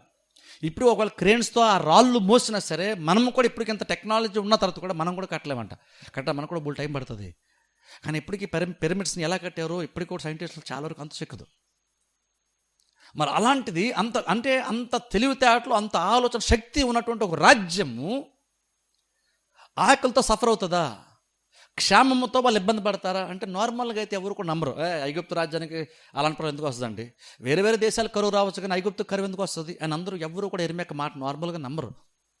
ఎందుకంటే ఐగుప్తు రాజ్యం అంత గొప్పది. కానీ ఇక్కడ దేవుడు అంటున్నాడు, మీరు ఎలా పారిపోయినా సరే మీరు అక్కడ సేఫ్టీ ఉంటుందని మీరు అనుకున్న సరే ఖడ్గం మిమ్మల్ని ఫాలో అవుతుంది. అక్కడ కరువే ఉండదు, ఆహారం కొరత ఉండదు అనుకున్నారు కదా, మీరు అక్కడికి వెళ్ళిన తర్వాత ఖచ్చితంగా క్షేమం కూడా మిమ్మల్ని వెంటాడుతుంది. ఒక సింపుల్గా ఎర్మియా అన్నాడు, మీరు దేవుని నుండి అయితే తప్పించుకోవాలనుకొని నా మాట కాదని మీరు వెళ్తున్నారు, అంటే దేవుని యొక్క మాటను కాదని మీరు వెళ్తున్నారు, అది మీరు యాక్చువల్గా మీరు తప్పించుకోలేరు. ఓ రకంగా చెప్పాలంటే మీరు దేవుని యొక్క మాటను కాదని వెళ్తున్నారు కాబట్టి మీరు దేవుని నుండి అయితే తప్పించుకుందాం అనుకున్నారు, మరి యాక్చువల్గా మీరు దాని దగ్గరికే మీరు వెళ్తున్నారు. అది ఇక్కడ ఎర్మియా ఇక్కడ మాటనే చెప్తున్నాడు. అయితే మీరు ఎర్మియా అంటున్నాడు, అప్పుడు అద్వైపు తినమాట, అయితే మీరు నిశ్చయం చూసుకున్నారు కదా మీరు ఐగుప్తునకు మీరు వెళ్ళాలంటున్నాడు. ఇంకొంచెం కింద చదవండి. నేను వారి మీదకి రప్పించు కీడు నుండి వారిలో శేషించువాడైనను తప్పించుకునివాడైనను ఉండడు. ఐగుప్తులో నివసింపవలనని అక్కడికి వెళ్ళ నిశ్చయించుకుని మనుష్యులందరూ ఖడ్గము చేతను, క్షామము చేతను, తెగులు చేతను నిశ్శేషముగా చత్తురు. ఇశ్రాయేలు దేవుడగు యెహోవా ఇలాగు సెలవిచ్చుచున్నాడు, నా కోపమును నా ఉగ్రతయు యెరూషలేము నివాసుల మీదకి వచ్చినట్లు మీరు ఐగుప్తునకు వెళ్ళిన ఎడల నా ఉగ్రత మీ మీదకి వచ్చును. మీరు శాపాస్పదముగాను, భీతి పుట్టించువారుగాను, దోషణాస్పదముగాను, తిరస్కరింపబడువారుగాను ఉందురు. ఈ స్థలమును మరి ఎప్పుడునూ చూడరు. యోధాశేషులారా, ఐగుప్తునకు వెళ్ళకూడదని యెహోవా మీకు ఆజ్ఞ ఇచ్చినట్టు నేడు నేను మీకు సాక్ష్యం ఇచ్చి తినని మీరే నిశ్చయముగా తెలుసుకొనుచున్నారు. మన దేవుడైన యెహోవాకు మా నిమిత్తము ప్రార్థన చేసి మన దేవుడైన యెహోవా చెప్పునదంతయు మాకు తెలియజెప్పిన ఎడల మేము అలాగు చేయుదమని చెప్పుచూ మిమ్మును మీరే మోసపుచ్చుకొనుచున్నారు. నేడు నేను మీకు దాన్ని తెలియజెప్పుచున్నాను గాని మీ దేవుడైన యెహోవా మీ యొద్దకు నా చేత పంపిన వర్తమానమును మీరు ఆలకింపకపోతిరి. కాబట్టి కాపురముండవలనని మీరు కోరు స్థలములోనే మీరు ఖడ్గము చేతను, క్షామము చేతను, తెగులు చేతను చత్తురని నిశ్చయముగా తెలుసుకొనుడి. నిశ్చయముగా మీరు తెలుసుకోండి. ఇక్కడ ఖచ్చితంగా ఎర్మియా చెప్పేశాడు, నిశ్చయంగా మీరు తెలుసుకోండి. ఏంటి నిశ్చయంగా వాళ్ళు తెలుసుకోవాల్సిన విషయం ఏంటంటే, మీరు ఆల్రెడీ డిసైడ్ అయిపోయారు కదా ఐగుప్తునకు మీరు వెళ్ళాలని. మీరు అనుకున్నట్టుగా మీరు వెళ్తారు. మీరు వెళ్తే ఖచ్చితంగా మీరు చనిపోతారు, అందులో డౌట్ లేదు. మీరు అడిగారు నన్ను, నేను అడిగినప్పుడు మీరు నన్ను అడిగినప్పుడు నేను మీకు ఒక సలహా నేను మీకు చెప్పాను. కానీ మీకు మీకు మీకు ఎలాంటి కీడు మీకు సంభవించబోతుందంటే, ఇంతకుముందు నేను వాక్యం చెప్పినప్పుడు ఐగుప్తు ప్రజలు ఉన్నారు చూసారా, ఐ మీన్ యూదా ప్రజలు ఉన్నారు చూసారా, వాళ్ళు ఇలాగనే మాట వినకుండా వాళ్ళు ఎగ్జాక్ట్ లాగా దేవుడు అలాంటి లాంగ్వేజ్ అక్కడ కూడా యూజ్ చేస్తాడు. వాళ్ళకు భయం కలుగుతుందని, వాళ్ళు అవమానాస్పదంగా ఉంటారని దేవుడు ఇంతకుముందు యూదా ప్రజల గురించి చెప్పాడు చూసారు. ఎగ్జాక్ట్ అలాగనే ఈ చిన్న గుంపుతో కూడా దేవుడు ఎగ్జాక్ట్ అయితే మాట్లాడుతున్నాడు. అలా మాట ఏమంటాడంటే, మీరు కూడా ఎగ్జాక్ట్ వార్ లాగానే మీరు ఉంటారు, ఏమాత్రం కూడా మీరు తీసిపోరు, మీరు అక్కడికి వెళ్ళిన తర్వాత మీరు అక్కడే ఖచ్చితంగా మీరు చస్తారు. మీరు దేని నుండి అయితే మీరు భయపడి పారిపోదాం అనుకుంటున్నారో అదే మీ దగ్గరికి వచ్చేస్తుంది. ఎందుకు వచ్చేస్తుంది? వీళ్ళు భయపడి పారిపోతున్నది ఎందుకు వీళ్ళ దగ్గరకు వచ్చేస్తుంది అంటే, యాక్చువల్గా దేవునికంటూ వీరి పట్ల ఒక ఉద్దేశం ఉంది. దేవుడు వీరికి క్షేమాన్ని ఎలా ఇద్దామని దేవుడు నిర్ణయం తీసుకున్నాడంటే, మీరు యూదాపట్నంలోనే ఉండండి, యూదాపట్నంలో నేను మీకు క్షేమాన్ని ఇస్తాను. కాకపోతే ప్రాబ్లం ఏంటంటే, వీళ్ళు యాక్చువల్ దేవుని అడిగారు, కానీ దేవుడు కూడా ఏం చెప్తున్నాడంటే, మీరు నిజంగా కాపుదల అనేటువంటిది, భద్రత అనేటువంటిది, పోషణ అనేటువంటిది, ఆశీర్వాదం అనేటువంటిది మీరు నిజంగా నా దగ్గర మీరు ఎక్స్పెక్ట్ చేయట్లేదు. మీరు నా దగ్గర ఎక్స్పెక్ట్ చేయట్లేదు. మీరు ఎక్కడ ఎక్స్పెక్ట్ చేస్తున్నారంటే, మీరు పరిస్థితులను బట్టి ఏ రాజ్యము బాగుంటుందో మీరు భౌతికంగా మీరు ఆలోచించి మీరు ఆ కార్యాలు మీరు చేద్దామని మీరు అనుకుంటున్నారు. మీరు భౌతికంగా మాత్రమే మీరు ఆలోచన చేస్తున్నారు, భౌతికంగా మాత్రమే మీరు కార్యాలు చేద్దాం అనుకుంటున్నారు. మీరేం మర్చిపోతున్నారంటే, నిజంగా కనుక ప్రతిదీ చేసేది నేనని కనుక మీరు నమ్మితే, మీరు ఐగుప్తులో ఉన్నా యూదాపట్నం ఉన్నా మీరు యాక్చువల్గా మీ స్థితి అయితే యాక్చువల్గా ఒకలాగానే ఉండేది. ఎందుకంటే ఐగుప్తుల్లో మిమ్మల్ని పోషించాల్సింది నేనే. మీరు ఐగుప్తు తెలిపారు కాబట్టి నా అవసరం మీకు ఉండదు, మీరు నా సపోర్ట్ లేకుండా కూడా మీరు బాగానే బతికేస్తారని కాదు. మనిషి అనేటువంటి వాడు ఎక్కడున్నా సరే అల్టిమేట్గా దేవుని యొక్క సహాయాన్ని బట్టి, దేవుని యొక్క సహకారం బట్టి మాత్రమే క్షేమంగా బ్రతుకుతాడు తప్ప, నేను పలానా ప్లేస్ ఉన్నాను కాబట్టి, లేదా నేను పలానా స్థితిలో ఉన్నాను కాబట్టి, లేదా నేను పలానా సంపాదించుకొని ఉన్నాను కాబట్టి దీనిని బట్టి నాకు ఇంకా ఫ్యూచర్లో ఏ ప్రాబ్లం ఉండదు అని అనుకోవడానికి వీలే లేదు. కొన్నిసార్లు మనం ఏమనుకుంటామంటే, నాకు ఈ జాబ్ వచ్చేస్తే నాకు ప్రాబ్లం ఉండదు అనుకుంటాం. కానీ చూడండి, అక్కడ యాక్చువల్గా నీకు నిజంగా జాబ్ కానీ, లేదంటే నీకు సిచ్యువేషన్ కానీ, నీ స్థితి కానీ ఏది కూడా నీకు యాక్చువల్గా నీకు క్షేమాన్ని ఇవ్వదు. మనం కొన్నిసార్లు అలా అనుకుంటాం, ఇది ఉంటే బాగుంటుంది, అది ఉంటే పీస్ఫుల్గా బ్రతికేస్తాం, హ్యాపీగా బ్రతికేస్తాం అనుకుంటాం. కానీ నిజంగా చెప్తున్నాను, నీకు ఏది ఉన్నా సరే, ఏది లేకపోయినా సరే, యాక్చువల్ ఫస్ట్ ఆఫ్ ఆల్ నేను గుర్తుపెట్టుకోవాలంటే, ఫస్ట్ దేవుడు ఉంటేనే మనం యాక్చువల్గా క్షేమంగా బ్రతుకుతాం. అది ఐగుప్తా, అదే బబులోను రాజ్యమా, లేదనుకుంటే అది యూదా రాజ్యమా అనేటువంటిది సంబంధమే లేదు. కొన్నిసార్లు మనం ఏంటంటే అలా అనుకుంటాం. మనం కొన్నిసార్లు ఏమనుకుంటామంటే, పలానా ప్రాంతంలో ఉంటే మనకు బాగుంటుంది, ఇది మనకు సేఫ్టీ, ఇది మనకు బాగుంటుంది, మనకు అనుకూలం ఉంటుంది, మనం కొన్నిసార్లు అనుకుంటాం. కానీ యాక్చువల్గా మనం అనుకున్నటువంటిది ప్రతిసారి మనకి క్షేమాన్ని ఇస్తుందని గ్యారంటీ ఏమీ లేదు. ఇప్పుడు ప్రాబ్లం ఏంటంటే, ఇక్కడ వీళ్ళు నిజంగా ఇప్పుడు మేము క్షేమంగా ఉండాలి, మాకు ప్రాబ్లం ఉండకూడదు అనుకుంటున్నారు. అది మంచిదే, అందరూ ఆశపడతాం. అది ఈవెన్ దేవుడు కూడా దాన్ని తప్పట్టడు. నువ్వు క్షేమంగా ఉండాలనుకోవడం, నువ్వు కొరత ఏమి లేకుండా ఉండాలనుకోవడము, నువ్వు సమృద్ధిలో బ్రతకాలనుకోవడము, అది ఏం తప్పు కాదు. దేవుడు కూడా దాన్ని ఎక్కడ కూడా దేవుడు దాన్ని తప్పట్టడు. కానీ నువ్వు వాళ్ళు అనుకున్నప్పుడు దేవుడు అది అనుగ్రహించడానికి నీకంటూ ఒక ఆలోచన ఇచ్చి, నువ్వు దీనిని చెయ్యు, అప్పుడు నీకు అది వస్తుందని దేవుడు చెప్పిన తర్వాత కూడా మనము దాన్ని కాదంటాం చూసారా, అప్పుడు ప్రాబ్లము వస్తుంది. ఎందుకంటే మనము దేవుడి కంటే ఎక్కువగా మన ఒక ప్రాంతాన్నో లేదా ఒక స్థితిలో మనం ఎక్కువగా నమ్ముతున్నాం. ఇక్కడ వీళ్ళు ఎక్కువగా దేన్ని నమ్మారు అంటే, ఐగుప్తు రాజ్యాన్ని ఎక్కువ నమ్మారు. బబులోను రాజ్యాన్ని భయపడ్డారు. ఎందుకంటే బబులోను వస్తే ఖడ్గమ్మ పాలవుతాం. బహుశా బబులోను రాజ్యంలో ఉంటే మనం బానిసలుగా ఉంటాం కాబట్టి మనకు బహుశా ఫుడ్ అది సరిగ్గా ఉండదు, ప్రాబ్లం ఉంటుంది, కాబట్టి ఐగుప్తు వెళ్ళిపోదాం అనుకుంటున్నారు. కానీ దేవుడు అంటున్నాడు, అసలు మీరు ఎక్కడున్నదని ఇష్యూ కాదు, నేను మీ దగ్గర ఉన్నానా, నేను మీకు తోడుగా ఉన్నాను లేదా అన్నది ఇక్కడ మీకు నిజంగా ఇష్యూ అవ్వాలి. మీరు బబులోన్లో ఉన్నారా, లేదంటే యూదాలో ఉన్నారా, లేదంటే ఐగుప్తు ఉన్నారా, ఇష్యూ కానే కాదు. ఇర్మియాకి దేవుడు ఏం చెప్పాడు తెలుసు? యాక్చువల్గా ఇర్మియా స్థితికి వస్తే ఒకసారి ఇర్మియా స్థితి ఒకసారి ఆలోచించండి. ఇర్మియా స్థితి దేవుడు ఎలాగ దేవుడు కాపాడుతూ వచ్చాడంటే, ఎలాగ దేవుడు ఇర్మియా స్థితిని ఉంచాడంటే, ఇర్మియా నువ్వు యూదాలో ఉన్నా నీకు ఒకేలా నువ్వు బ్రత పోషింపడతావు. ఒకవేళ నువ్వు ఇక్కడ కాదనుకుని నువ్వు బబులోను రాజ్యానికి వెళ్ళినా సరే, అక్కడ కూడా నీకు ఈక్వల్గానే నీకు ఆపర్చునిటీస్ నీకు ఉంటాయి, నీకు అవకాశం ఉంటుంది. రాజు యొక్క దయ నీకు ఉంటుంది, రాజుని ప్రతి అవసరం రాజే తీరుస్తాడు. ఇర్మియాకి ఆ స్థితి ఎందుకు వచ్చింది అంటే, ఇర్మియాతో పాటుగా దేవుడు ఉన్నాడు కాబట్టి. ఇర్మియా ఎక్కడున్నా సరే అది పెద్ద ఇష్యూ కాదు. ఇప్పుడు ఇర్మియా ఎక్కడున్నా సరే అది పెద్ద ఇష్యూ కాదు. కానీ వీళ్ళ విషయం కోసం ఎందుకు అది ఇష్యూ అయిందంటే, వీళ్ళు ఐగుప్తును చూసినప్పుడు అది బాగుంది అనుకున్నారు. అంటే అర్థం ఏంటంటే, ఐగుప్తులో మనం ఉంటే దేవుడు మనకు సపోర్ట్ లేకపోయినా పర్లేదు అన్నట్టుగా వాళ్ళు ఇండైరెక్ట్గా వాళ్ళు బిహేవ్ చేశారు. ఐగుప్తులో ఉంటే మనకు దేవుడు లేకపోయినా పర్వాలేదు, దేవునికి సపోర్ట్ లేకపోయినా పర్లేదు, ఆ రాజ్యం బాగుంది కాబట్టి అనుకున్నారు. దేవుడు అన్నాడు, లేదు మీ అంచనాలు తారుమారు అవుతాయి. ఏదైతే బాగుంది అనుకుని మీరు నిర్ణయం తీసుకొని వెళ్తున్నారో అదే మిమ్మల్ని యాక్చువల్గా పాడు చేస్తుంది. దేవుడు చెప్తున్నాడు. ఇప్పుడు ఎందుకంటే చూడండి, నిజంగా మనం కొన్ని సందర్భం మనం కూడా కొన్ని మనం ఆలోచించేటప్పుడు కొన్ని మన జీవితాల్లో కొన్ని ఉండేసరికి ఇది ఉంటే అది ఉంటే ఇలా చేస్తే అలా చేస్తే బాగుందని కొన్నిసార్లు అనుకుంటాం, ఇలా ఉంటే బాగుంటుంది అనుకుంటాం. కానీ నిజంగా చెప్తున్నాం, అది నీకు ఇన్కమ్ తక్కువైనా సరే, నీకు వచ్చే జీవితం తక్కువైనా సరే, లేదా నీకు ఇంకా ఏ ప్రాబ్లం ఉన్నా సరే, నీతో పాటుగా దేవుడు ఉంటే అదే నీకు క్షేమం ఉంటుంది, అదే నీకు ఆస్వాదకరంగా ఉంటుంది, అదే నీకు భద్రతగా ఉంటుంది.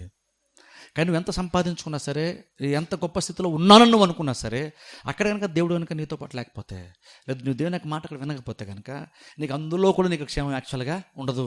అది లేనటువంటి వాడి స్థితి ఎలా ఉంటుందో నీకు ఉండి కూడా నీ స్థితి అలాగే ఎగ్జాక్ట్గా ఉంటుంది. ఐగుప్తు సేఫ్టీ అనుకుంటున్నావు, ఆ కొనతాత కూడా నీకు ఖచ్చితంగా నీకు ఖడ్గం వెంటాడుతుంది, ఆ కొనతాత కూడా నేను కరువు నేను వెంటాడుతుంది.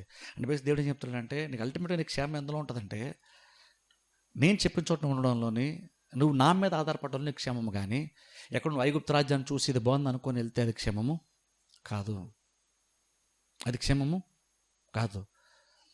లోతు సొదొమ గొమొర్రాను చూసి బాగుంది అనుకుని వెళ్ళాడు చూసారా, వాళ్ళు ఎక్కడ వెళ్ళు అనుకున్నారు, అది బాగుంది కదా అనుకున్నారు వాళ్ళు. దేవుడు చెప్పాడు, మీకు ఎక్కడ కూడా నేను మీకు క్షేమాన్ని నేను మీకు ఇస్తాను. మీరు సేఫ్టీని కోరుకోవడం, ఆశీర్వాదాన్ని కోరుకోవడం తప్పేమీ లేదు. దేవుడు అంటున్నాడు, మీరు కోరుకుంది నేను మీకు ఎక్కడ కూడా నేను మీకు ఇస్తాను, మీరు ఎక్కడ ఉండండి మీకు క్షేమము. కానీ ఇర్మియా ఆల్రెడీ చెప్పేస్తున్నాడు, అంటున్నాడు, ఇర్మియాకి తెలిసిపోయింది అంటున్నాడు, మీరు ఆల్రెడీ మీరు డిసైడ్ అయిపోయారు కదా వెళ్ళాలని, వెళ్ళండి, మీరు అక్కడే ఉండండి. కానీ అక్కడ కూడా మీరు ఖడ్గం మిమ్మల్ని వెంటాడుతుంది, అక్కడ కూడా కరువు మిమ్మల్ని వెంటాడుతుంది. మీరు ఏది నిర్ణయం తీసుకున్నారో అది మీకు క్షేమాన్ని మీకు ఇవ్వనవదు. మీరు క్షేమం కోరుకుందాం అనుకుంటున్నారు, ఆశపడుతున్నారు, కానీ మీకు అందులో క్షేమం మీకు రాదు. అది మీకు ఎందుకని క్షేమం రాదు? సమృద్ధి అయిన ఒక రాజ్యంలో ఉంటూ కూడా మీకు ఎందుకు క్షేమం ఉండదంటే, నేను అక్కడ మీతో పాటుగా లేను కాబట్టి అక్కడ మీకు క్షేమం ఉండదు. అదే మీరు యూదాపట్నం ఉన్నా సరే, ఇదంతా వినాశనం అయిపోయి అంతా డిస్టర్బ్డ్గా ఉన్నా సరే, నేను అనుమన్నాను కాబట్టి ఇక్కడ మీరు కనుకుంటే మీకు ఎక్కడ మీకు క్షేమము ఉంటుంది. అందుకంటే చూడండి, నిజంగా మాట వినే విషయానికి వచ్చేసరికి ఒకసారి ఆలోచించండి. మాట వినే విషయానికి వచ్చేసరికి మనం కొన్నిసార్లు మాట వింటాం, కానీ ఏదంటాం తెలుసా, మనకి ఏది బాగుందో మనకి ఏదో నచ్చిందో దాని వరకే మనం మాట వింటాం. మనం కొన్నిసార్లు కూడా మనం నచ్చింది మనం చేసాం కాబట్టి, మనం నచ్చింది ఒకరు చెప్పారు కాబట్టి మనం చేసాం కాబట్టి అనుకుంటాం నేను విధేయత చూపించాను అనుకుంటాం. యాక్చువల్గా విధేయత చూపలేదు, నీకు నచ్చింది కాబట్టి నువ్వు చేసావు, అది విధేయత కాదు. అది ఒకవేళ నిజంగా విధేయత అనుకున్నది మనుషుల యొక్క స్థాయిలో మాత్రం విధేయతది. ఎందుకంటే లోకంలో జనరల్ మనుషులు కూడా వాళ్ళు నచ్చినప్పుడు దాన్ని హ్యాపీగా వాళ్ళు దాన్ని చేస్తారు. కానీ దేవుని విషయానికి వచ్చేసరికి, ఆత్మీయ విషయాలకు వచ్చేసరికి విధేయత అనేది ఎక్కడ అంటాం తెలుసా? ఇది ఎక్కడ అంటాం అంటే, విధేయతను ఎక్కడ అంటామంటే, నిజంగా ఇందులో నిజంగా నీకు అది ఇష్టం లేకపోయినా సరే, నీకు అది చెప్పబడింది కాబట్టి నువ్వు నీకు నచ్చకపోయినా సరే నువ్వు దాన్ని చేసావనుకో, నిజమైనటువంటి బయలు ప్రకారం విధేయత అది. ఏదో నీకు నచ్చింది కాబట్టి చేసావని కాదు. ఈవెన్ నేను చెప్పినా సరే, ఈవెన్ చర్చ పరిస్థితుల్లో కూడా, ఈ సంఘంలో ఎలా చూసినప్పుడు కూడా నేను చెప్పింది చేశారనుకోండి, బేస్ మీకు నచ్చింది కాబట్టి మీరు చేశారనుకోండి, అది యాక్చువల్గా నాకు విధేయత చూపినట్టుగా అది రాదు. విధేయత అక్కడ విధేయత అనవు దాన్ని. నిజమైన విధేయత ఏదంటే, నీకేం చెప్పబడింది, నీకు చెప్పబడినప్పుడు నీకేం చెప్పబడినా సరే, నీకు నచ్చకపోయినా సరే, నువ్వు స్టిల్ నీకు నచ్చినట్టుగా విధేయత చూపుతా చూసారా, అదే నిజమైన విధేయత. నీకు నచ్చింది నువ్వు చేసుకుంటూ ప్రతిసారి 100 సార్లు నీకు ఒక విషయం చెప్పబడింది, ఆ 100 సార్లు నువ్వు విషయం చేసుకుంటూ వెళ్ళావు కాబట్టి అది విధేయతని కాదు. ఎందుకంటే 100 సార్లు నువ్వు చేసింది ప్రతిదీ నచ్చింది కానీ నువ్వు చేసుకుంటూ వచ్చావు. కానీ నోట్ ఒకటి నచ్చినప్పుడు నువ్వు దాన్ని చూసారా, అక్కడ తెలిసిపోదు అసలు నిజమైన విధేయత అంతా ఉందన్నది. ఈరోజు మనం ఏంటంటే ప్రతిదీ మన నచ్చింది కాబట్టి మనం చేస్తున్నాం, మన నచ్చింది కాబట్టి చేస్తున్నాం కాబట్టి మనం అనుకుంటామంటే, నేను దేవుని మాట వింటున్నాను, లేదా పాస్టర్ మాట, లేదా పెద్దవాళ్ళ మాట నేను వింటున్నాను అనుకుంటాం. నిజంగా విధేయత అన్న విషయానికి వచ్చేసరికి, నచ్చకపోయినా సరే నువ్వు అంతగానే నువ్వు చేయగలుగుతావా, అలా చేస్తే అది విధేయత. ఇక్కడ వాళ్ళు విధేయత ఎక్కడ కనపరిచినట్టు అంటే, వాళ్ళకేమో ఐగుప్తు వెళ్ళిపోవాలి ఉంది వాళ్ళకి, కానీ ఇంకను వాళ్ళకి ఐగుప్తు మీద వాళ్ళకి ఆశపడ్డారు. కానీ ఇప్పుడు చూడండి, ఇక్కడ ఇలా కూడా వాళ్ళు రెస్పాండ్ అవ్వచ్చు. చాలా తెలుసా, అయ్యో మాకైతే ఐగుప్తులలో ఉంది, సరే దేవుడు చెప్పాడు కాబట్టి మేము ఇక్కడ మేము ఉండిపోతాంలే అని. కానీ నిజంగా వాళ్ళు అనుకొని ఉండిపోయి ఉండుంటే అది నిజంగా విధేయత అయి ఉండేది. అది కష్టాల్లో కూడా వాళ్ళు విధేయత చూపారు కాబట్టి, ఇర్మియాని పోషించినట్లుగానే దేవుడు వీళ్ళని కూడా బహుశా పోషించేవాడు. కానీ వీళ్ళు విధేయత కోరారు ఎలాగంటే, వాళ్ళకి అనుకూలంగా ఉన్నటువంటి విషయాల్లో మాత్రమే విధేయతను చూపిస్తామనుకున్నారు. అందుకని వాళ్ళకి నచ్చినటువంటిది వచ్చేసరికి వాళ్ళు విధేయతను కనపరచలేదు. అందుకని దేవుడు అంటున్నాడు, ఇర్మియా ద్వారా అంటున్నాడు, మీరు నిర్ణయం తీసుకున్నారు కదా, మీరు వెళ్ళడానికి నిశ్చయించుకున్నారు కదా, మీరు వెళ్ళండి, ఆడికి వెళ్ళక కూడా ఖడ్గం మీ వెనకాలే వస్తుంది, అక్కడ మీకు క్షేమం ఉండదు. అంటే అర్థం ఏంటంటే, దేవుని యొక్క మాటకు విధేయత చూపడంలోనే మనకు క్షేమం ఉంటుంది. చేస్తున్నారు. మనం ఎలా ఆలోచించుకోవాలంటే మనకంటూ కొన్ని ప్లాన్స్ ఉంటాయి, మనకంటూ కొన్ని ఆలోచనలు ఉంటాయి. ఇలా ఉంటే, ఇలా చేస్తే, ఈ నిర్ణయం అయితే బహుశా బాగుంటుంది, మన బెనిఫిట్గా ఉంటుంది, మనకు ఆశ్చర్యకరంగా ఉంటుంది, మన లైఫ్ బెటర్గా ఉంటుంది అనుకుంటాం మనం. కానీ మనం ఏం ఆలోచించుకోవాలంటే, సరే నువ్వు అనుకున్నా కరెక్టే, కానీ ఎంతవరకు అది బహుశా దైవ నిర్ణయం కూడా అయ్యి ఉంటుందో కూడా కొన్నిసార్లు మనం ఆలోచన చేయాలి. అది చేయాలి. ఎందుకంటే అల్టిమేట్గా నువ్వు ఆ స్థితిలో ఉన్న తర్వాత బహుశా అది దేవుని చిత్తం కాకపోతే నీకు దానివల్ల క్షేమం ఉండదు. అందుకని కొన్నిసార్లు కొన్ని నిర్ణయాలు మంచివైనా సరే, కొన్నిసార్లు నీకు ఆ నిర్ణయం తీసుకొని ముందుకెళ్ళిపోతే నీకు వెంటనే ఇమీడియట్గా నీకు ప్రతిఫలం కనబడుతూ ఉన్నా సరే, వెంటనే కొన్నిసార్లు వెయిట్ చేసి కొంతకాలం ఆలోచించి లేట్ అయినా సరే పర్లేదు, అది బహుశా దేవునికి అనుకూలమో కాదో, అది నీకు నిజంగా మేలు చేస్తుందో లేదో కొంచెం లోతుగా ఆలోచించాలంటే కొంత టైం తీసుకో. ఆలస్యమైనా పర్లేదు, ఆలోచించి నిర్ణయం తీసుకోవాలి. పైపైన ఆలోచించి ఇది నాకు ఖచ్చితంగా మేలు చేస్తుంది కదా అనుకుని తొందరపడిపోయి దీనికోసం మనకు ఆల్రెడీ తెలుసు కదా, ఇంక లేట్ ఎందుకు అనుకున్నాం అనుకోండి, బహుశా అది మనకు అంత మేలు చేస్తాను గ్యారంటీ అయితే ఏమీ లేదు.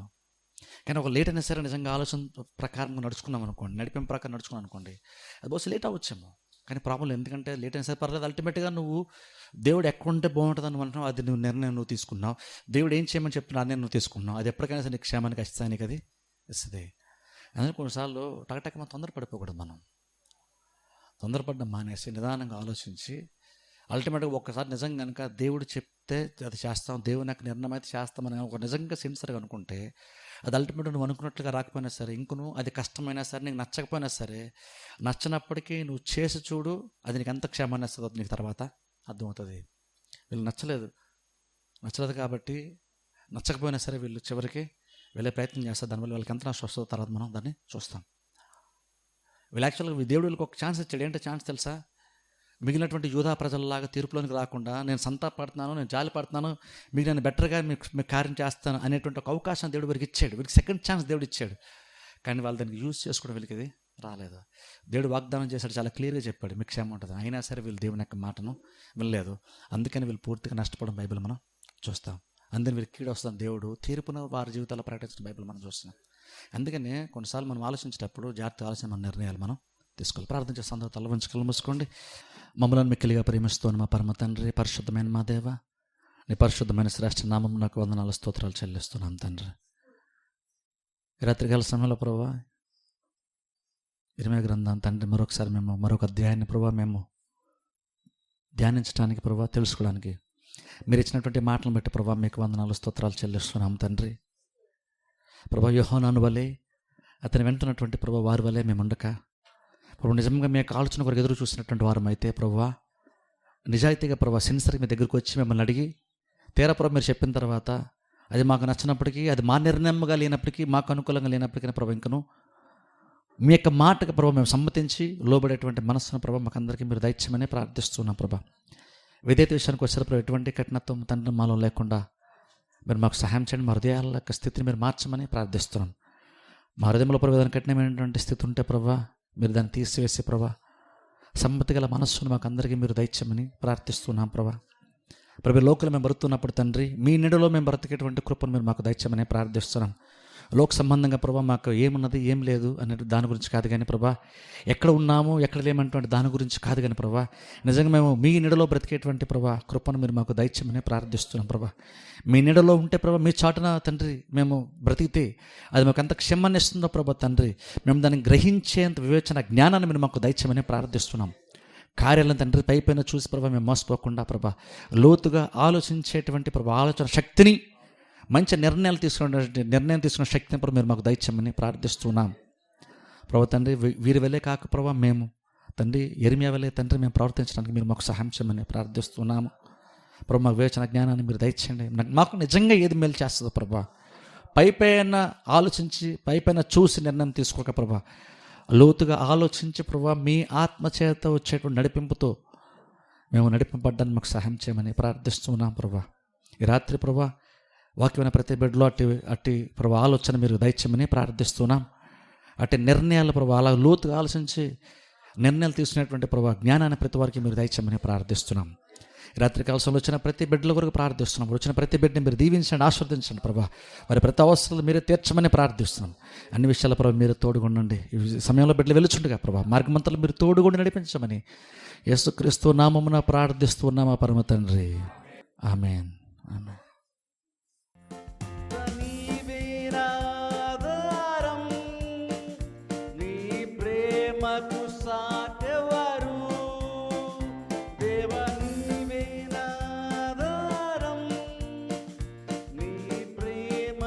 సాటే